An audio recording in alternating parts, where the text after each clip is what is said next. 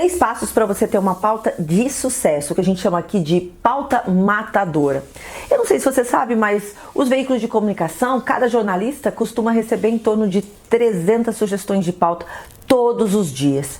Então, para que a sua pauta se destaque no meio deste mar de outras sugestões de pauta, eu tenho 3 dicas que são infalíveis. Qual é a primeira? A primeira é você ter empatia pelo jornalista que está lá na redação. Como assim, Patrícia? Como é que isso pode me ajudar a emplacar minha pauta? Tem que entender qual é a realidade que ele vive ali. Geralmente são jornalistas que trabalham muito, uma carga horária muito extensa, muita pressão, porque tem muito material para produzir e geralmente estão ganhando pouco, não são donos do próprio nariz, não folgam a hora que eles querem. Então essas pessoas estão sob altíssima pressão. Então o que eu não posso fazer? Você não pode simplesmente pegar a tua pauta, jogar no teu e-mail de qualquer maneira e depois ficar pressionando ele na redação. Isso vai fazer com que vocês se desconectem ao invés de se conectar. Então passa a ter, primeira coisa, você tem empatia e entender o que está acontecendo lá. A partir do momento que você entende o que está acontecendo na redação, vai vir o segundo aspecto. Se ele não tem tempo, se ele está lotado de coisas, se ele está cheio de sugestões de pauta, eu não posso perder o meu tempo nem o dele, ou seja, eu só posso entrar em contato se a minha pauta for realmente muito boa. E aí você precisa de uma big idea. Eu vejo, é muito comum, às vezes, os jornalistas, eles não saberem exatamente qual é a pauta.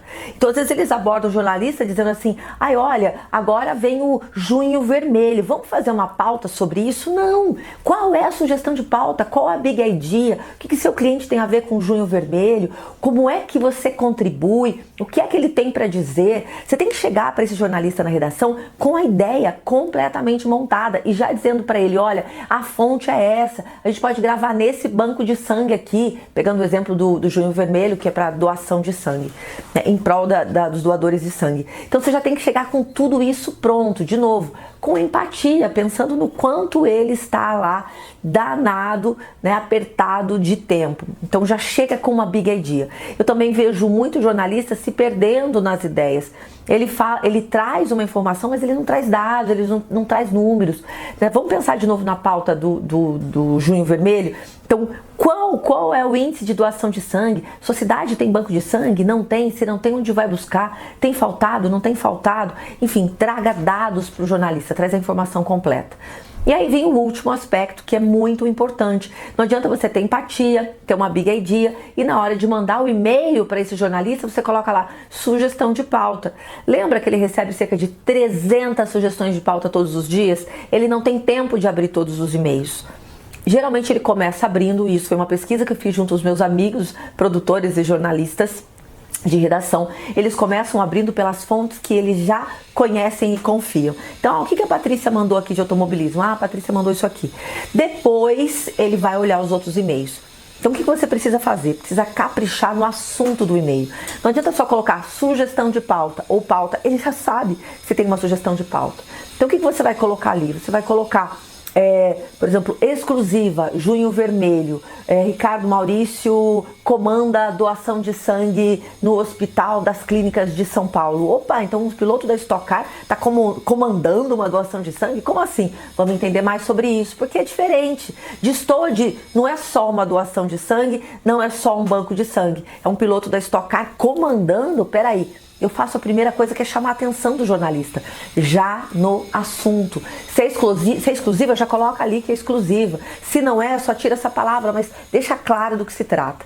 Quando ele abrir o e-mail, o primeiro parágrafo tem que ser uma breve explicação da matéria. Olha, no dia tal, o piloto Ricardo Maurício vai comandar, ele está levando mais não sei quantos pilotos da Stock Car, esse é o maior movimento de atletas em prol do Junho Vermelho. Coloca um resumão mesmo. Primeiro parágrafo, segue texto anexo, segue o texto anexado, entendeu? Aí você vai colocar o texto. Tem gente que coloca ali, prezado editor, segue release sobre Junho Vermelho.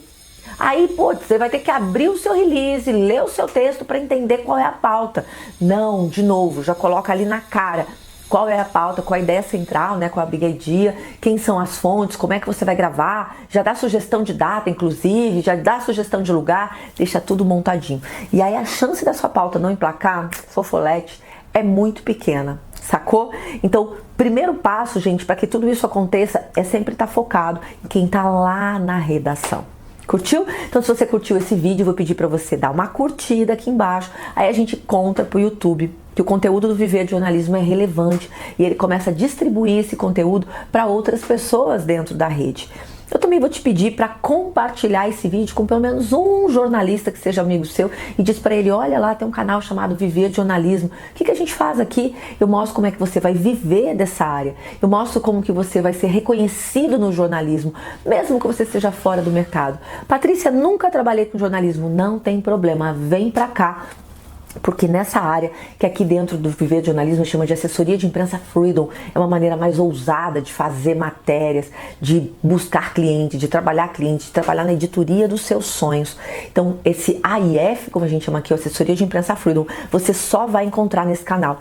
Essa é a única escola, o único canal de toda a América Latina especializado em assessoria de imprensa. Você não vai encontrar nada parecido com isso em lugar nenhum. Então clica aqui, compartilha com mais alguns amigos. E deixa eu te contar uma coisa, se você quer saber mais sobre essa área, como ser bem remunerado, como ser reconhecido, participa do Desafio Viver de Jornalismo, dia 5, 7 e 9 de junho, online e gratuito.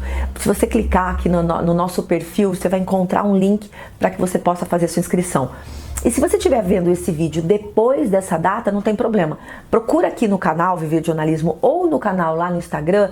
Geralmente no perfil tem um link para uma página onde você pode fazer uma pré-inscrição para o nosso próximo desafio, tá? Isso você já passou dia 5, 7 e 9, se não, vem para cá, cai para dentro, vem para a aula. Em 3 dias eu vou mostrar para você, né, que área é essa que você vai poder entrar a qualquer momento, mesmo que você nunca tenha feito estágio, mesmo que você esteja fora da área. E é incrível, você vai trabalhar na editoria dos seus sonhos e ser bem remunerado. Você sabia que você pode trabalhar sozinho, sozinha, ter pelo menos 5 contratos ruinzinhos aí de R$ 2.500?